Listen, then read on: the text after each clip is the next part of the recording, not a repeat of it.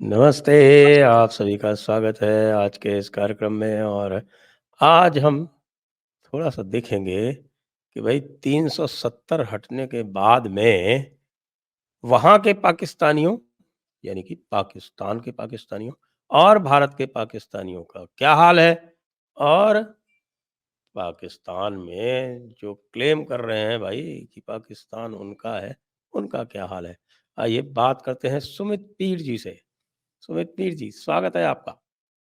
Sanjay sir, आपको नमस्कार, सभी दर्शकों को नमस्कार, प्रणाम, शो पे बुलाने के लिए साधुवाद। जी सर। तो भई ये 370 का मामला जो था, वो तो सुप्रीम कोर्ट ने उसके ऊपर मुहर लगा दी। अब ये जो हमारे पंचमक्कार तत्व थे और विशेषकर जो हमारे इस्लामी भाई थे, पूरे विश्व में, उनको तो सुप्रीम कोर्ट से बहुत सारी आशाएँ थीं, उन आशाओं पर तुषारापात हो गया। तो अब ये कैसे इससे डील कर रहे हैं, ये ज़रा बताइए? इनके दिल पर क्या बीत रही है, दिमाग पर क्या बीत रही है और पिछवाड़े पे क्या बीत रही है? इत्यादि, इत्यादि। संजय सर, सबसे पहले श्री गणेश करते हैं। बड़ा अच्छा प्रश्न पूछा आज आपने। मैंने मैंने देखा था जब मैं छोटा था, तो कई बार मतलब कुत्ते वगैरह गली के बड़े तंग करते थे, तो लोग उनको पत्थर मार देते थे। जब कुत्ते को पत्थर लगता था, वो दोनों अपनी टांग दोनों दोनों पूंछ, जो टांगों के बीच अपनी पूंछ को दबा के निकलता था। तो मुझे कुछ उसी तरह का दृश्य दुनिया भर में नजर आ रहा है। पाकिस्तान की तो इतनी हालत है कि ये जो आईएसपीआर के यूट्यूबर है, इनके यहाँ तो मातम छा गया। कह रहे भाई 370 हट गया, इनके यहाँ मातम छा गया। ये कह रहे हैं कि भैया ऐसा है, मुसलमानों वहां यहूदी जाके गाजा में मुसलमान को ठोक रहे, तुमने कुछ नहीं किया। यहाँ हिंदुस्तानियों तो 370 को पे मुहर लग गई, तुम कुछ नहीं कर पाए। यहाँ भारत का वर्चस्व हर जगह बढ़ रहा, तुम कुछ नहीं कर पा रहे हो। यहाँ ग्रीट वेल्डर आ गया नीदरलैंड में, वो कहता जी Islam is a problematic religion, Islam as a religion terrorism को प्रमोट करता, तुम वहां कुछ नहीं कर पा रहे। आज पाकिस्तान की जनता ये करी, तुम जो गजवाए हिंद वगैरह की बातें करते थे, एक वीडियो बड़ा वायरल हुआ सर। कह रहे भाई तुम्हारी टैंकों में तेल नहीं, तुम कैसे गजवा हिंद करोगे, तुम्हारे बस का कुछ नहीं है। सवालिया निशान लगा रहे हैं। ये बात गलत है। मैं इससे सहमत नहीं हूँ। देखिए, ग़ज़वाए हिंद टैंकों से तो होना ही नहीं था। ग़ज़वाए हिंद तो ऊँटों से होना था। घोड़ों पे सर, घास भी नहीं बची ना, वो भी चीनियों को भेज दी। कह रहे भाई तुम्हारे पास कुछ है नहीं, तुम गजवाए हिंद क्या करोगे। पाकिस्तानियों को आग लग गई। और जो माननीय सुप्रीम कोर्ट ने 3 चीजें बोली, बोला देखो भैया, पहली चीज जिससे बहुत बड़ा झटका लगा उनको, कह रहा जब महाराजा ने एनेक्शन किया था, तुम्हारे पास कोई स्पेशल प्रावधान या कोई स्पेशल स्टेटस कभी था ही नहीं।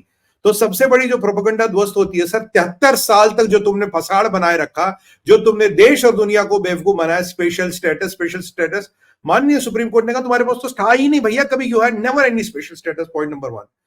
भाई जो 370 था, ये टेम्परेरी प्रोविजन चाचा नेहरू ने बनाया था, और चाचा नेहरू ने खुद इसके सामने टेम्परेरी लिखा था। एक ही प्रावधान ऐसा जिसके सामने टेम्परेरी लिखा था। पॉइंट नंबर 3, भाई जम्मू कश्मीर से सलाह मशवरा करे बना, तुमने कैसे हटा दिया, तुमने ये कैसे कर दिया। उसका जवाब मिला, अगर जम्मू कश्मीर की विधानसभा नहीं होगी, प्रेसिडेंट के पास अधिकार है दोनों पार्लियामेंट के सत्र बुला के, अगर सर्वसम्मति से ये डिसीजन पारित होता, वो बिल्कुल मान्य है।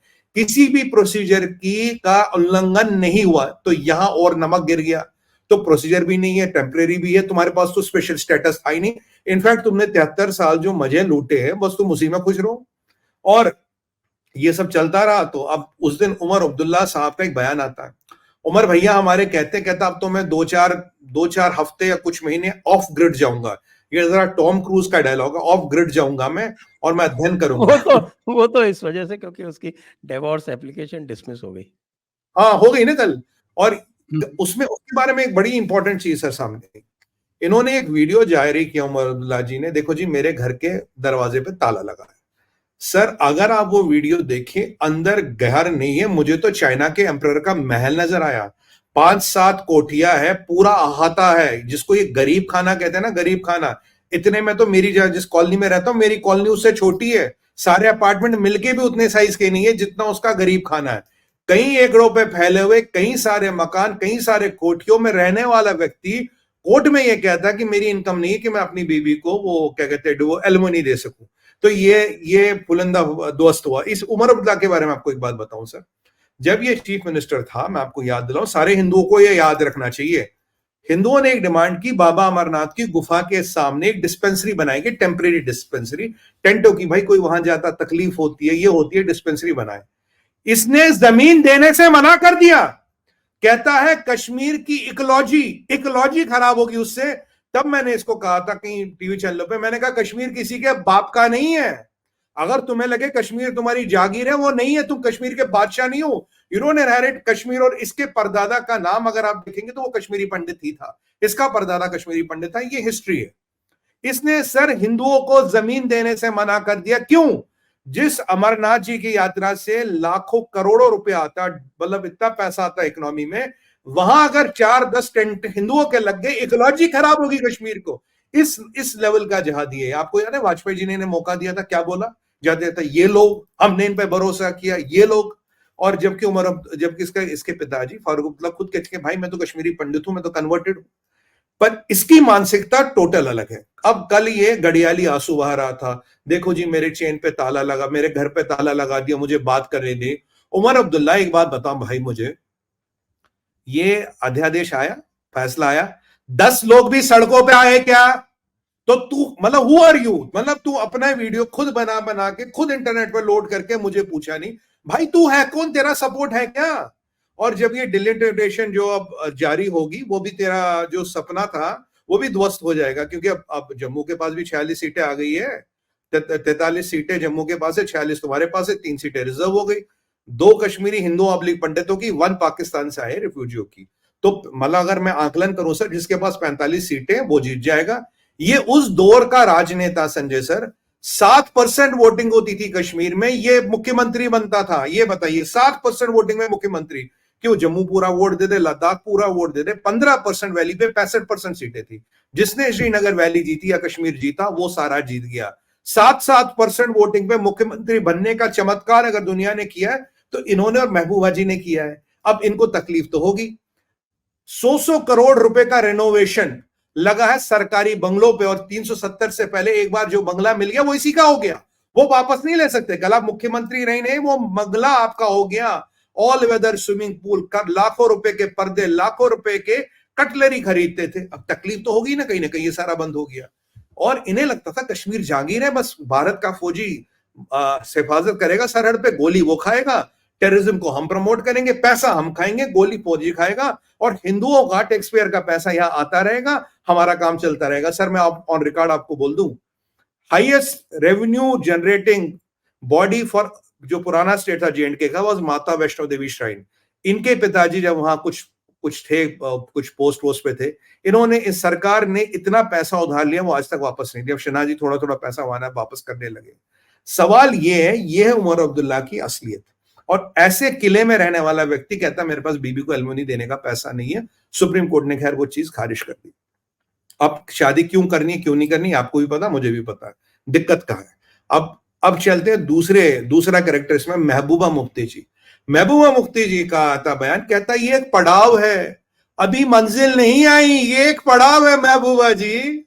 सुप्रीम कोर्ट पड़ाव है तो मंजिल कहां है? पाकिस्तान का सुप्रीम कोर्ट, ताजिकिस्तान का सुप्रीम कोर्ट, किर्गिस्तान का सुप्रीम कोर्ट, अजरबैजान का, सीरिया का। इंटरनेशनल कोर्ट में जाएंगी ना महबूबा जी, उनके पास स्पेशल पावर्स हैं। अरे सर वो जमाना भी अभी गया। मैं आपको एक और बताता जी हूँ इनके हालात जो क्या है। एक बड़ा बढ़िया एक अकाउंट है ट्विटर पे, आप भी फॉलो जी कीजिएगा।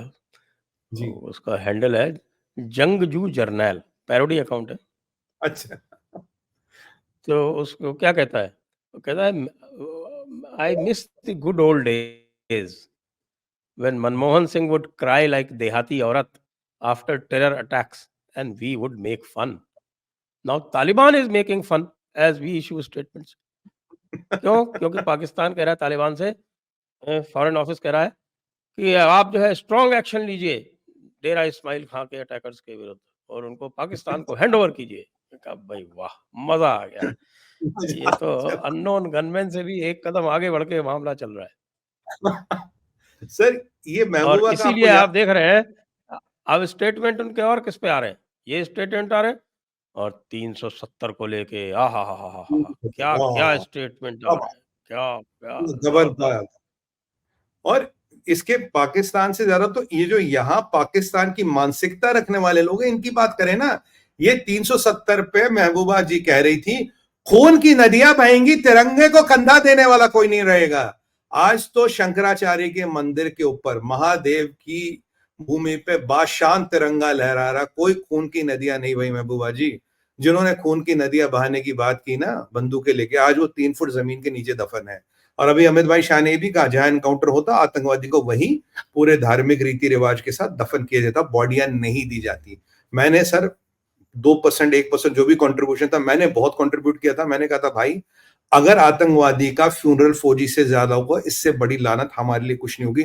हम इन जिहादी आतंकवादियों की बॉडियां क्यों दे रहे वापस? तो बहुत अच्छा हुआ, ना फ्यूनरल होता है, ना वो क्या नमाज जनाजा होती है, ना वो मैयत निकलती है। वही हिसाब, वही किताब, वही ये तो थी महबूबा मुफ्ती। अब सर सच्चाई आप देखें, इसका सारा सपोर्ट बेस आता साउथ कश्मीर से।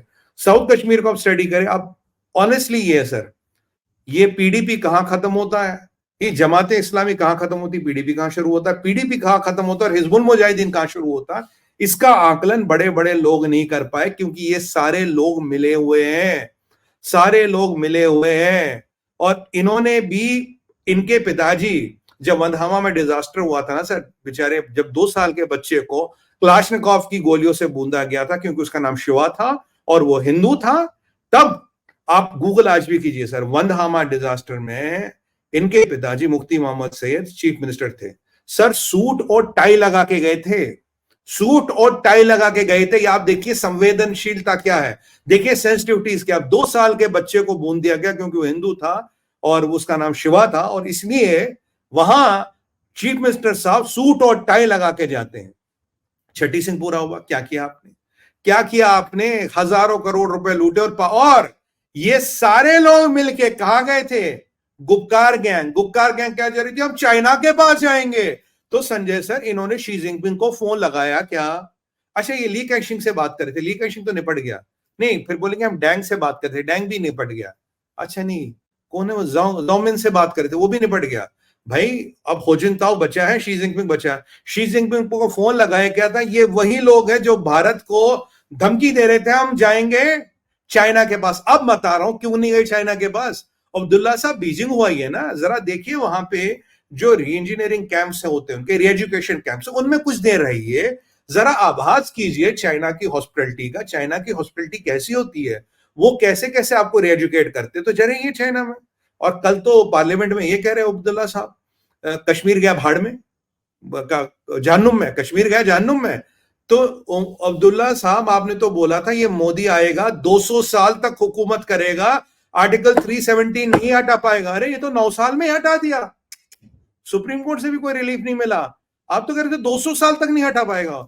ओवैसी साहब वहां धमकियां दे रहे थे, गुलाम नबी आजाद साहब कह रहे थे 20 बार भाजपा की सरकार आने दो, 370 नहीं हटेगा। अरे आजाद साहब, ये तो हट गया, ये क्या हुआ?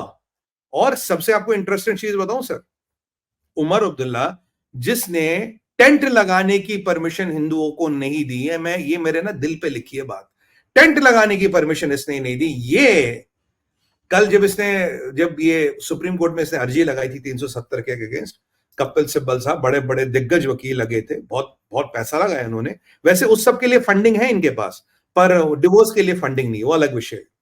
वहां एक जस्टिस थे, जस्टिस एस के कोल। जस्टिस एस के कोल कश्मीरी पंडित हैं।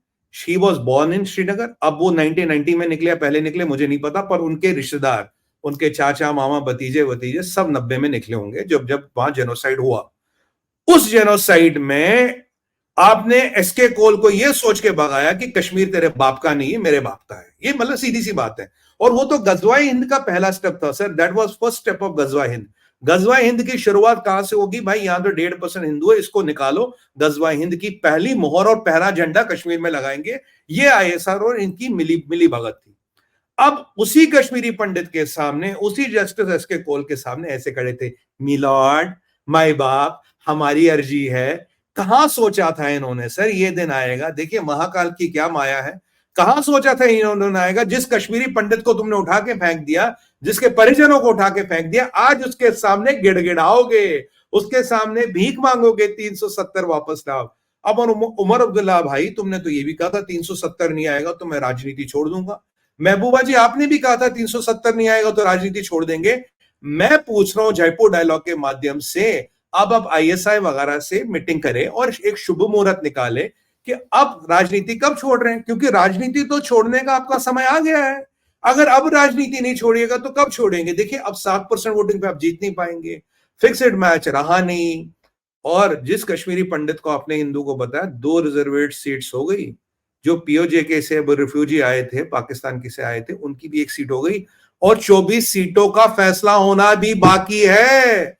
कहां है आपकी राजनीति, कहां है आपका सरकार, कहां है आपका वर्चस्व? दो वो लोगों 24 वो चल पाए। 24 सीटें तो वो भी नॉमिनेट कर देनी चाहिए। बिल्कुल, मैं तो सर 100%, आपने मेरे मुंह की बात छीन ली सर। वो हमें नॉमिनेट करनी चाहिए। हमने 9 से 18 लोग, मुझे 18 लाख लोग को जो पाकिस्तान से रिफ्यूजी आए थे, उनको हमने सिटीजनशिप दे दी। उनको सिटीजनशिप दे दी। अभी माननीय मुख्य गृह मंत्री जी ने कहा, अगर कोई भी कश्मीरी या कोई भी कश्मीरी हिंदू कहीं भी रहता है, उसका रजिस्ट्रेशन नहीं हुआ, मुझे लिखिए, मैं तुरंत जहां भी आप बैठे हो आपकी रजिस्ट्रेशन करूंगा। अगर हमने उनको सिटीजनशिप दे दी है, तो क्या हम उनमें से लोग नॉमिनेट नहीं कर सकते? बिल्कुल करने चाहिए। कम से कम 8, 10 या 12 सीटें तो अभी नॉमिनेट करें, चाहे 12 बाद में करें। ये तो मैं काफी टाइम से कह रहा हूं, 10-12 सीटें तो नॉमिनेट होनी चाहिए। अब जो समीकरण नए बने हैं, जो नई डिलिमिटेशन कमीशन की रिपोर्ट है, ये संजय सर, इनका वर्चस्व बचा कहां? अब ये पाकिस्तान के यूट्यूबरों के साथ डुगडुगी बजा सकते हैं, चिल्ला सकते हैं, चीख सकते हैं, और पाकिस्तान में तो इतनी हताशा और निराशा है। कश्मीर 370 तो दूर की बात है, उन्हें तो रोज तहरीक तालिबान ठोक रहा है। कल की बात है, 30 एक पाकिस्तान के फौजी मरे थे डेरा इस्माइल खान में, कह रहे 30-40 जख्मी हैं। उससे पहले मियांवाली हो चुका है। मियांवाली हो चुका, अब तो बड़ा अटैक हो रहा ना सर।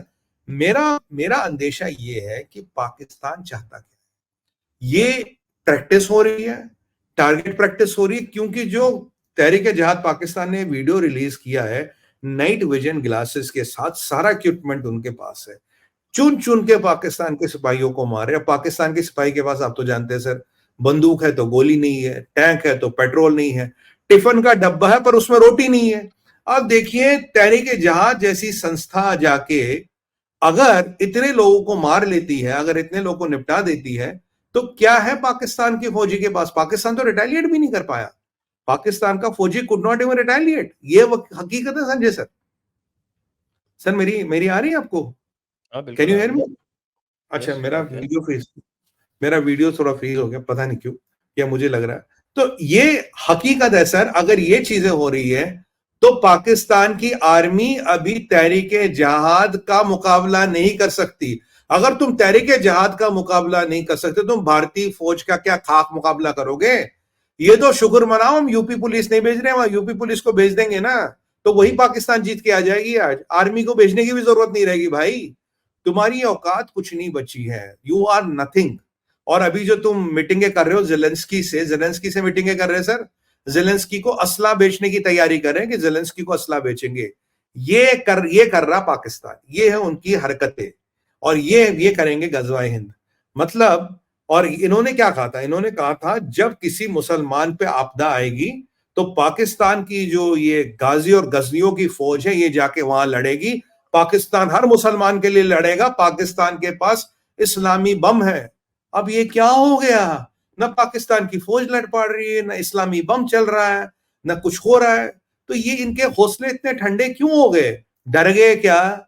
घबरा गए क्या? या औकात समझ आ गई? सर, इनसे पूछा जाए कि तुम्हें तुम्हारी औकात समझ आ गई क्या? तो तुम्हें यह लग रहा कि पाकिस्तान को बचाना मुश्किल है? क्या कर लिया तुमने? 370 उखाड़ दिया, ले लिया हमने। क्या उखाड़ दिया तुमने, बताओ? 35 से उखाड़ ले लिया, वापस हो गया, क्या उखाड़ लिया? सुप्रीम कोर्ट से कोई रेस्पेक्ट नहीं मिला, क्या उखाड़ लिया तुमने? क्या कर लोगे तुम? मैं पूछता हूं तुम्हें, व्हाट आर योर ऑप्शंस? क्या कर लोगे? 2, 4, 5 जहादी भेज दोगे, उनका हम अरेंजमेंट कर देंगे, तुम भेजोगे, हम निपटाएंगे। सीधी सी बात है भाई। जी, तो मैं ये पूछ रहा था कि आपने पाकिस्तान मीडिया के रिएक्शन देखे होंगे, उनके यूट्यूबर्स के रिएक्शन देखे होंगे। वहाँ क्या हालात हैं? सर, वहां 3 तरह के तत्व है। पहला तत्व है, जैसे एक एक बंदा है जो छोटा सा है, मोटा सा है, अब नाम लेना ठीक नहीं है, उसकी हालत तो ऐसी लगता है कि भगवान न करे घर में मातम हो। उसे लग रहा कि दिल के मतलब ना वो दिल के टुकड़े हुए हजार कोई यहाँ गिरा वहां गिरा, वो बड़े बड़े लोगों को बुला बुला के पूछ रहा अब पाकिस्तान क्या कर सकता, पाकिस्तान के पास ऑप्शन क्या है, इंटरनेशनल कोर्ट ऑफ जस्टिस जा सकते हैं। भैया इंटरनेशनल कोर्ट ऑफ जस्टिस जाके तुमने अपना क्या फाड़ लिया जो अब उखाड़ लोगे? तुम्हारे पास तो वकील के भी पैसे नहीं है। नहीं, एक तो वकील वो की है। बात छोड़िए, बात बताता हूँ आपको। इनको ये नहीं पता है कि इंटरनेशनल कोर्ट ऑफ जस्टिस का ज्यूरिसडिक्शन एक्सेप्ट करना होता है। अब आप ये देखिए कि पाकिस्तान ने तो एक्सेप्ट कर रखा है, तो इसलिए जब पाकिस्तान ने वो जाधव वाला केस किया था, याद है जी आपको? तो भारत जी चला गया इंटरनेशनल कोर्ट ऑफ जस्टिस, क्योंकि उन्होंने उसका ज्यूरिसडिक्शन एक्सेप्ट कर रखा है। जी हुँ, तो कुलभूषण जाधव वाला केस भारत ने वहाँ लड़ा और जीता। जी। भारत ने उनका ज्यूरिसडिक्शन ही एक्सेप्ट नहीं किया हुआ है, तो आप करोगे क्या? कुछ नहीं करेंगे सर, ये जितने भी कारकर्दगी करते हैं, देखिए फेसबुक जिहादी कहलाता हूं मैंने, ये जाएंगे फेसबुक पे वीडियो लगाएंगे, मीडिया कवरेज देंगे, अब हम जाके वहां लड़ेंगे। ये तो हो गई मोटे वाले की बात। अब दूसरे तरह के लोग हैं जो है लिपस्टिक नेल पॉलिश जहाद वाले। वो क्या कर रहे हैं? वो कह रहे नहीं ये तो होना ही था, ऐसा तो हुआ ही। उनमें से कुछ पार्ट लोग का इंटरव्यू ले रहे हैं, ये भारत ने किया, आपको क्या कहना है? तो लोग उनको मजाक बना रहे, कह रहे तुम करोगे गजवाइन, तुम्हारी कोई औकात नहीं बची भैया, तुम्हारे बस का कुछ नहीं है, तुम कुछ नहीं कर सकते। भारत तुमसे बहुत बड़ा हो गया है, तुम कुछ नहीं कर सकते, तुम्हारे पास ना लीडर है ना कुछ है। और एक वीडियो तो ऐसा वायरल हुआ, कहता हम मुसलमान तो सबसे ज्यादा बेगारत बेगारत, पाकिस्तानी मुसलमान तो सबसे ज्यादा बेगैरत और कमीने हैं। वो खुद अपने आप अपनी तारीफ कर रहा है, कह रहा हम कुछ नहीं कर सकते जी। कह रहा तुम्हें G20 G10 का फर्क नहीं पता, कहां भारत कहां तुम भाई, तुम कहीं खड़े नहीं होते। ये तो वो ब्रिगेड है। और तीसरा है ये आपका ये टीवी वाला, जो मेन स्ट्रीम टीवी है, ये कह रहे हैं कि भाई अब जो हुआ है ये, अब पाकिस्तान के पास ऑप्शन क्या है, जियो पोलिटिकल चेंजेस क्या आएंगे, अब हम भारत को कैसे पकड़ पाएंगे, हम भारत को कैसे काउंटर कर पाएंगे। पाकिस्तान की जो सरकार और एस्टेब्लिशमेंट है तो कुछ बोल ही नहीं रही। और इनके ओवरऑल लोगों का रिएक्शन ये कह रहा है यार तुम क्या कर लेते हो आज तक। कह रहा वहां इसराइल वो कर रहा है, तुम ये मुसलमानों के साथ तुम कुछ नहीं कर पाए। यहाँ 370 हट गया, तुम कुछ नहीं कर पाए। वहां नीदरलैंड में एक से एक बयान आ रहा, तुम कुछ नहीं कर पा रहे। और तुम तो भैया ऐसा है, तुम तो जिलेंस्की से मीटिंग करके उसको हथियार बेचने के चक्कर में हो। तुमने तो इजराइल को मोटार बेचे हैं। तुम्हारी औकात तो ये है। तो ये जो तुम कहते थे पाकिस्तान की सेना जो है ये इस्लामी सेना, ये किसी भी मुसलमान पे जुल्म होगा तो पाकिस्तान की सेना लड़ेगी, और पाकिस्तान का इस्लामिक बॉम्ब दुनिया में मुसलमानों की रक्षा करेगा। तुम तो अपनी रक्षा नहीं कर पा रहे आज के डेट में। अब जहाद नहीं करोगे, अब लड़ोगे नहीं तो कब लड़ोगे? अब ये परिस्थिति इनकी हो रही है। इनसे हूथियों ने मदद मांगी थी, इन्होंने अमेरिका के डर से उनको भी मदद नहीं की। सर सच्चाई ये है, 370 को ये घोट के पी गए हैं। ये बड़े बेशर्म, बड़े निकम्मे और बहुत ही नालायक, क्या बोलूं, रुक रहा हूं और यहां तक, वैसे लोग हैं। ये घोट के पी गए, इन्हें कोई फर्क नहीं पड़ता। ये ड्रामा वामा करेंगे, ये करेंगे वो करेंगे, और कहते हैं। और आपको याद है बेनजीर भुट्टो ने क्या था, आगे बढ़ो, गोली चलाओ गोली चलाओ। अब गोली चलाने वाला भी नहीं रहा, बेनजीर भी नहीं रही, और 370 भी नहीं रहा, कहानी खत्म हो गई। खबर ये सुनने में आ रही है कि बिल्लो रानी का कुछ एंगेजमेंट हो रही है। पर लोग तो ये भी कहते हैं वो तो वही है कि मेरे कन्ने चक्कू है। तो अब ऐसे बंदे की एंगेजमेंट करके करोगे क्या? तो मतलब वैसे अब इनको जो करना था ना इंटरनेशनल कोर्ट वाला मामला, तो इन्होंने वो हाँ, कर लिया है। आपको बताऊँ, जो लेटेस्ट जो न्यूज़ है वो ये है कि साहब, organisation of Islamic countries, OIC ने, हम्म, उसने जो है चिंता व्यक्त की है इंडियन ओह, सुप्रीम कोर्ट के निर्णय पर। और उस चिंता के भारत ने, यानी मिनिस्ट्री ऑफ एक्सटर्नल अफेयर्स के स्पोक्समैन ने उस चिंता को भी खारिज कर दिया है, रिजेक्ट कर दिया है उसका, कि they are not concerned about your concern. Exactly best way. Sir ये ओआईसी की, मुझे मुझे आज समझ नहीं आ रही। ये इनको भुट्टो ने एक लॉलीपॉप पकड़ाया था ओआईसी का। ओआईसी की वक्त कितनी बची है यार? तुम तेल नहीं बेचोगे, दुनिया में 10 लोग तेल बेचने को तैयार हैं। तुम तेल नहीं बेचोगे, तुम खाओगे क्या? रेत खाओगे क्या? और जब तक तुम्हारी थोड़ी बहुत औकात है, जब तक दुनिया को तेल चाहिए, जितना जितना ईवी आ रहा है, ग्रीन हाइड्रोजन आ रहा है, ऑल्टरनेट फ्यूल्स आ रहे हैं, बायोफ्यूल्स आ रहे हैं, आपकी रेलेवेंस दुनिया में खत्म हो रही है। ओआईसी, तुम्हारी औकात क्या भाई? तुम्हारा ज्यूरिसडिक्शन क्या है? Who the hell are you? What is your locus on Kashmir? तुम कौन होते हो कश्मीर में बोलने वाले? क्या उखाड़ लिया तुमने इसराइल का? हालत तो फिर वही बात बोलूंगा, 57 मुल्क हो ना, पानी की बोतल नहीं डाल सकते अंदर इस गाजा में बिना यहूदियों की इजाजत के। कल का एक खबर आई सर, ये जो ह्यूमैनिटेरियन एड जा रहा, वो भी हमास के लोग लूट रहे हैं, वो ट्रकें लूट लूट के फिर गाजा के लोगों को बेच रहे हैं, पैसे लेके बेच रहे हैं। मतलब जक़ात की भी लूट, जक़ात का भी लूट का मॉडल तुमने बना लिया। टल्लों में तुम छुपे पड़े हो, किस बात की बात कर रहे हो? कह रहे हो कि भाई हम गाजा में ह्यूमैनिटेरियन एड नहीं भेजेंगे, वो इजराइल और वो अमेरिका भेजेगा। ये बोलो ना कि तुम डर टनल गए। में पानी भरना शुरू कर दिया इजराइल ने। इसराइल ने पानी भरना शुरू कर, वो तो उसका यानी क्या नाम उसका, सिनावर का वेट कर रहे हैं। आप देखिए सर, चड्डियों में सरेंडर कर रहे हैं, चड्डियों में, वो वीडियो देखे आपने, निक चड्डियां वो फ्रेंचियों में सरेंडर कर रहे हैं, ऐसे बैठे। ये जहादी थे, ये टनल जहादी चूहों की तरह टनलों में छुपे थे। इसराइल ने पानी डालना शुरू किया, हजारों में सरेंडर कर रहे हैं, हजारों में। कल बेंजामिन नेतन्याहू ने कहा, कह रहा सरेंडर कर लो, नहीं तो 100% मारे जाओगे। सिनवर के लिए मारने की जरूरत नहीं है, ये तो तुम्हारी औकात है। गाजा में कल जो ग्रेवयार्ड था उस पर भी बमबारी हुई, मस्जिदें छोड़िए, कल तो ग्रेवयार्ड को भी यहूदियों ने बर्बाद कर दिया, उड़ा दिया। मतलब अब जो बेचारे मुर्दे दफन थे, अब उनकी आखिरत का क्या होगा, कैसे होगा, सेटलमेंट कहाँ होगी, क्योंकि अब तो ग्रेवयार्ड ही नहीं रहा। तो तुम कहते थे, ये कहते थे, मैंने किसी से पूछा क्यों किया, कहते ये कहते थे जब तक भाई यहूदी रहेंगे तब तक आखिरत नहीं आएगी। तो यहूदियों ने कहा ऐसा करते हम ग्रेवयार्ड ही उड़ा देते, कब्रिस्तान ही उड़ा देते हैं, तो आखिरत आने की जरूरत ही नहीं रहेगी ना, फिर न बजेगा बांस न बजेगी बांसुरी। सर इनकी औकात धीरे धीरे दिख रही है। वो जो इजराइल वीडियो जारी कर रहा है आजकल, चड्डियों में जो परेड कर रहे हैं, हाथ ऐसे बांध के खड़े हैं, भाई तुम तो बहुत बड़े वो जंगजू हो क्या? ये औरतों और बच्चों पे ही तुम्हारी मर्दानगी चलती है, निहत्तों पे? जब यहूदी सामने खड़ा है, my charter is to eliminate Yahudis from whole world, यहूदी सामने खड़ा तो चड्डी में जाके, चड्डी जहादी बन गए क्या? चड्डियों में मार्च पास करके जहाद करोगे क्या, हाथ पीछे बंधे हुए? ये कौन सा जहाद है? टल्लों में छुपे थे चूहों की तरह। और जिस पाकिस्तान के भरोसे पे तुम उछलते हो ना, ये पाकिस्तान, ये सारे कन्वर्टेड है, ये तुम्हारे किसी मदद नहीं आएंगे, ये व्यापारी है। Pakistan is the in the business of jihad. Pakistan को जहादवाद से भी मतलब नहीं, सब वहां अपना माल कमाने के लिए बैठे, याद रखो। और पाकिस्तान की आर्मी हो, पाकिस्तान की आर्मी की तो इतनी औकात है संजय सर, पीछे जीएचक्यू में मुल्ला मुनीर ने, आसिम मुनीर ने कुछ मौलवियों को बुलाया बात करने के लिए, सामने बुलेट प्रूफ शीशा लगाया, बुलेट प्रूफ शीशे के इस पार बैठ के उनसे बात कर रहा था, अपने जीएचक्यू रावलपिंडी में। ये तो इसकी औकात है। मतलब जीएचक्यू में army chief is behind a bullet proof गिलास talking to people.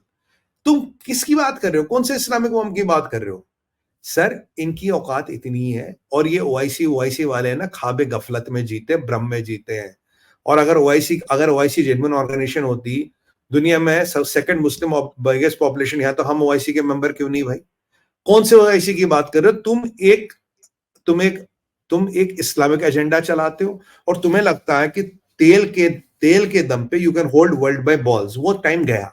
Nobody is bothered about the oil anymore. Russia तेल देने को तैयार है, कनाडा ने तो भी तेल देना शुरू किया है, अमेरिका के पास तेल है, अफ्रीका में दुनिया भर का तेल निकल रहा है, हमारे में भी तेल आ रहा है, नए नए रिजर्व्स आ रहे हैं, नए नए ऑल्टरनेट्स आ रहे हैं। तुम ये देखो कि तुम्हारी रेलेवेंस दुनिया में क्या रहेगी 5 से 10 साल बाद, जब दुनिया को इतनी तेल की जरूरत नहीं रहेगी। इतने से इजराइल का तुम कुछ नहीं उखाड़ पाए, इतने से इजराइल का, भारत तो बहुत बड़ा भाई, भारत का क्या उखाड़ लोगे तुम? इतने से छोटे इजराइल का 57 मुल्क मिलके कुछ नहीं उखाड़ पाए, और कह रहे हैं अब हम ह्यूमैनिटेरियन एड नहीं भेजेंगे। तुम्हारे ह्यूमैनिटेरियन एड पे बने हैं क्या वो? तुम तो इस चक्कर में हो कि बाइडेन सीधे मुंह बात कर ले, तुम तो इस चक्कर में पुतिन आ जाए। भाई बाइडेन भी काफिर, पुतिन भी काफिर, हम भी काफिर, यहूदी भी काफिर। अगर तुम उस लॉजिक से जाओगे तो ये काफिरों के स्वागत में तुम ये बाजे गाजे जो लगाते हो, क्यों लगाते हो फिर? कौन से इंटरनेशनल वर्ल्ड ऑर्डर की बात करते हो तुम? तुम्हारा एक ही तुम्हारी न्यूसेंस वैल्यू है। तुम तो आजकल वो हो कि एक आध बयान दे देते हो, सुर्खियों में बने रहते हो। मैं पूछता हूं तुमसे, तुम्हारी औकात क्या उखाड़ लोगे OIC? What the hell can you do? What can you do? What are your options? ठीक है, तुम्हारा स्टेटमेंट आ गया, बयान पढ़ लिया हमने, देख लिया, हमने बयान का जवाब दे दिया। और हमारे यहां तो मंत्री तो दूर की बात है, बापची साहब ही जवाब दे देते हैं। They even our minister, he is of course he is IFS officer, Bagchi साहब ही जवाब दे देते हैं। मिनिस्टर जयशंकर जी तक तो बात ही नहीं जाती, मोदी जी तो तुम्हारी औकात से भी दूर है। यहाँ तो क्या कह रहे हैं, मीनाक्षी लेखी जी तक बात नहीं जाती, बापची जी निपटा देते हैं, जवाब दे दिया, कर लो क्या कर लोगे? अब तुम्हें जवाब मिल गया, चलो जवाब मिल गया, अब क्या कर लोगे? What can you do next? What can you do next? Sir इनको जितना सर पे चढ़ाएंगे ना, उतना ही सर पे चढ़ के बोलते हैं। ये देखिए इजराइल क्या कर रहा है, क्या कर लिया इन्होंने। यहाँ कुछ एक ईंट निकल जाए मस्जिद की, बोलते हैं मस्जिद शरीफ शहीद हो गई, ये हो गया वो हो गया। यहूदियों के रोज वीडियो आ रहे हैं, कब्रिस्तान तक तो उन्होंने, कब्रिस्तान भी तो उन्होंने उखाड़ दिए, कब्रिस्तानों पे भी उन्होंने बमबारी कर दी। अब क्या कर लिया तुम लोगों ने? चीन ने भी तो कर दिया है। हाँ? चीन ने भी जी, तो सारी मस्जिदों के मीनारे हटा दिए हैं। वो तो उनको तो मूत्रालय बना दिए चीन ने। चीन ने तो काफियों को यूरिनल में कन्वर्ट कर दिया। चीन तो उग्र मुसलमानों की बीवियों के साथ पीएलए के सोल्जरों को डेफिनेटली सुलाता है, सो दैट ताकि डीएनए इंजीनियरिंग हो। तुम्हारे लोगों के ऑर्गन बेच दिए चीन ने, सेक्स स्लेवरी करा दी, फोर्स लेबर करा दी, मोहम्मद नाम नहीं रख सकते, दाढ़ी नहीं रख सकते, बच्चे मदरसा नहीं जा सकते, तुम अपनी बीवी के साथ नहीं सो सकते, वो भी Han Chinese सोल्जर्स होता है। इससे ज्यादा कुछ हो सकता है? और अभी भी उन्होंने लिस्ट जारी की कि इतनी मस्जिदें अगले साल तक खत्म करनी है हमें। मतलब वी विल, और इन्होंने तो ये भी बोल दिया we will rewrite the holy Quran. वो तो कहते हैं कुरान भी हम नहीं लिखेंगे, जैसे हमने बाइबल नहीं लिखी है। क्या कर लिया तुमने? क्या कर लिया तुम्हारे सऊदियों ने? ये जितने भी तुम्हारे मुल्ला मौलाना, क्या कर लिया? अनपढ़ मुल्ले मौलानाओं के पीछे पढ़ पढ़ के तुमने अपनी किस्मत में पत्थर डलवा लिए, खुद अपनी हाथों से पत्थर लाए और अपनी किस्मत में डाल दिए। अनपढ़ मौलाना तुम्हें बताएगा कि आगे दुनिया कैसे चलेगी, जिसको ये पता है जमीन फ्लैट है और सन जमीन के आसपास इर्द गिर्द घूमता है। ऐसे लोग तुम्हारा अगर लीडर, तुम्हारे लीडर है, तुम्हारे मार्गदर्शक है, तो प्रभु श्री राम ही तुम्हारी रक्षा करे। अब भी शरण में आ जाओ, अब भी प्रभु श्री राम की शरण में आ जाओ, तुम्हारा उद्धार हो जाएगा। अन्यथा इस चीज पे चलते रहेंगे तो बहुत ज्यादा दिन नहीं चलोगे सर। अगर आप बोलेंगे ना, अभी इंडिया में कहते हैं 3 करोड़ एक्स मुस्लिम है, पाकिस्तान में कहते हैं 33% है, अभी 33%, और वर्ल्ड ओवर कह रहे हैं 35 से 40% है। तो 35 से 40%, अगर 1.8 बिलियन का मैं 35 से 40% लगाऊं, तो करीब करीब 70-75 750 मिलियन लोग की बात होती है। 750 मिलियन लोग मोटा मोटा अगर एक्स मुस्लिम हो चुके, तो किस चीज की बात कर रहे हैं आप? तो किसके पीछे लगे आप? You can not sustain this idea. और उमर अब्दुल्ला, जो तुम्हें अहंकार हो गया था कि मैं 1 इंच जमीन नहीं दूंगा, आज बता, आज पूछता हूं तुमसे जयपुर डायलॉग के माध्यम से, क्योंकि मुझे पता तुम जयपुर डायलॉग देखते हो। मैं पूछता हूं तुमसे, क्या हाल है मियां? जमीन देंगे नहीं देंगे? टेंट लगाने देंगे नहीं लेंगे? इकोलॉजी डिस्टर्ब तो नहीं होगी? ये होता कर्मा सर। अगर इनको कर्मा समझ आता तो बात ही क्या थी। इन्हें कर्म धर्म समझ नहीं आएगा, इन्हें समझाना बेकार है। मैं तो इनको हर एक को एक ही कहता हूं, अपने जाके पुरानी 3 4 5 जनरेशनों का फैमिली ट्री निकालो, देखो रूट कहां थे, देखो अस्तित्व कहां था, वहां वापस जुड़ जाओ। ऐसे बात नहीं बन रही है। तुम इसराइल का कुछ उखाड़ नहीं पाए यार, तुम किसका क्या उखाड़ लोगे?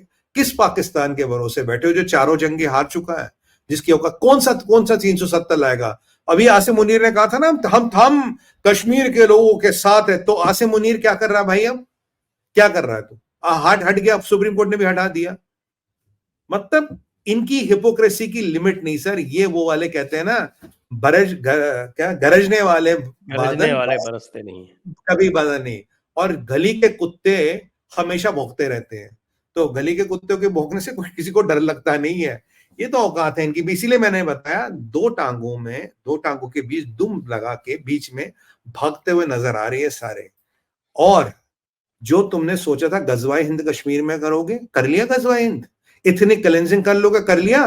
25 लाख लोगों को और सिटीजनशिप दिए, ये रहा रिवर्स गजवाए हिंद। तुमने सोचा कि ये 5 लाख कश्मीरी पंडितों और हिंदुओं को निकाल देंगे, वाह, वर्चस्व हमारा, जमीन हमारे। आज की वास्तविकता ये है, 20 से 25 लाख लोगों को सिटीजन मिल गई है। कर लो गजवाए हिंद, कर लो इथनिक क्लेंजिंग, कर लो जेनोसाइड। आओ आईएसआई के चक्कर में गजवा हिंद यहां से होगा, हो गया। क्या कर लिया तुम्हारे आसिम मुनीर ने? क्या कर लिया जनरल जवलाक ने? और याद दिला दो तुम्हें, ये पाकिस्तानी ऐसे मक्कार गद्दार है, ऐसे नमक हराम है। जनरल जियाउल हक ने जॉर्डन के बादशाह के कहने पे 30,000 पैलेस्तीनी मारे थे। और ये तुम बचाओगे पैलेस्तीन को? तुम पैलेस्तीन के लिए लड़ोगे? तुम्हारे जियाउल हक ने जॉर्डन के बादशाह के कहने पे 30,000 पैलेस्तीनी मारे थे। ये हिस्ट्री है। बताओ झूठ बोल रहा हूं तो माफी मांग लूंगा। सर ये हिपोक्रेसी, हवाबाजी कहते हैं ना हिंदी में, हवाबाजी, गुब्बारे उड़ाना, पतंगे उड़ाना, ओ, इनको देख के मुझे वो, भगवान उनकी आत्मा को शांति दे, एक बड़े अच्छे कैरेक्टर याद आते हैं, पप्पू पेजर। वो इनकी एक पिक्चर थी, जैसे वो फूल देते थे ना सतीश कौशिक उसमें, ओ जानता नहीं मैं पप्पू, ये पप्पू पेजर है यार इनका। वो Burhan Wani, Facebook जहादी, 2 Kalashnikov 2 pistol लगा के फोटो लगाता था फेसबुक पे, 20-30 गर्लफ्रेंडें बनाता था। और जब आर्मी ने घेरा, कहता मैंने तो एक गोली भी नहीं चलाई, अल्लाह के लिए मुझे छोड़ दो। और ये जो, अब चलो बुरहान वानी तो खैर कन्वर्टेड था, ये जो असली सैयद है, ये जो असली मुसलमान है गाजा के, ये चड्डियां लगा लगा के, मतलब फ्रेंची वाली चड्डी ना, वो बिल्कुल वाली पतली वाली, वो लगा लगा के हाथ पीछे बांध बांध के यहूदियों के सामने क्यों सरेंडर कर रहे हो? आईडीएफ की वेबसाइट पे देखिए, मोसाड कमेंट्री पे देखिए, कितने वीडियो पड़े, हजारों लोगों ने सरेंडर किया, हजारों लोगों ने। मतलब तुम कर रहे थे गजवा इजराइल, मतलब क्या फूड डाला तुम्हारे दिल में, गजवा इजराइल, गजवा हिंद, गजवा दुनिया, और औकात है चड्डी जहादी, नया वर्ड है सर, चड्डी जहादी। ये चड्डी में घूमने वाला जहादी, हाथ पीछे यहूदियों की रोटी खाने वाला। मतलब क्या, किस भ्रम में रहते हो यार तुम? न निकलो इस भ्रम से, स्मेल रियलिटी। और 370 गया। और अब जो नया पेनल कोड आ रहा है, जब वो आएगा भी, भारत न्यायपालिका जब वो लागू होगी, नई वाली न्याय संहिता, वट जब वो जारी होगी, आप देखना उसमें सर नए कैसे कैसे लॉ आ रहे हैं, रूह कांप बीएनएस और जाएगी। बीएनडबलएस। हाँ, रूह कांप जाएगी तुम्हारी। जहाद और आतंकवाद सोचोगे भी ना, तो वहीं से काम तमाम हो जाएगा। ये जो तुम्हारी दुकानें चलती थी ना कांग्रेस राज वगैरह में, ये अब नहीं चलेगी। और फारूक साहब, अब आप बूढ़े हो गए हो, अब आप आराम से रहिए, लंदन वंदन में जाके रहिए, आपकी प्रॉपर्टी वॉपर्टी है। काहे को ज्यादा तंग कर रहे हैं? ज्यादा तंग करेंगे तो ईडी वीडी वालों को सब पता कौन सी प्रॉपर्टी है, कहाँ है, कौन सा फॉरेन बैंक अकाउंट है, किसके नाम से है, किसमें कितना पैसा है। काहे को बुढ़ापे में तंग होते हैं? और ये उमर भैया की तो अभी 20-30 साल बचे हैं, तो काहे इनकी भी जिंदगी खराब कर रहे हैं? फारूक साहब लंदन जाओ, अब आप लंदन में विश्राम करो। और महबूबा जी, आपके जो एक्स हस्बैंड है दिल्ली में रहते हैं, यहाँ का ये बीबी हाउस में। तो देखिए, आपको जो वास्तविकता है उससे आपको समझौता करना पड़ेगा, और आपको वास्तविकता को मानना पड़ेगा। ये मोदी है, घर में घुस के मारता है, और इतना मारता है कि उठने लायक नहीं रखता, उठने की औकात नहीं बची है तुम्हारी। तुम्हारे आतंकवादी, तुम्हारा पाकिस्तान, और ये जितने भी 57 हैं, सब पे मोदी भारी हो गया। तुम सब पे मोदी भारी है। और तुम्हें लगता था कि महंगे से महंगा वकील लेके सुप्रीम कोर्ट में अपनी रोटियां सेकोगे। सुप्रीम कोर्ट ने भी आपको दिखा दिया न्याय किसे कहते हैं। आपकी महंगे वकीलों का अखाड़ा नहीं है सुप्रीम कोर्ट। ये बात सबके दिमाग में घर कर लो और समझ लो।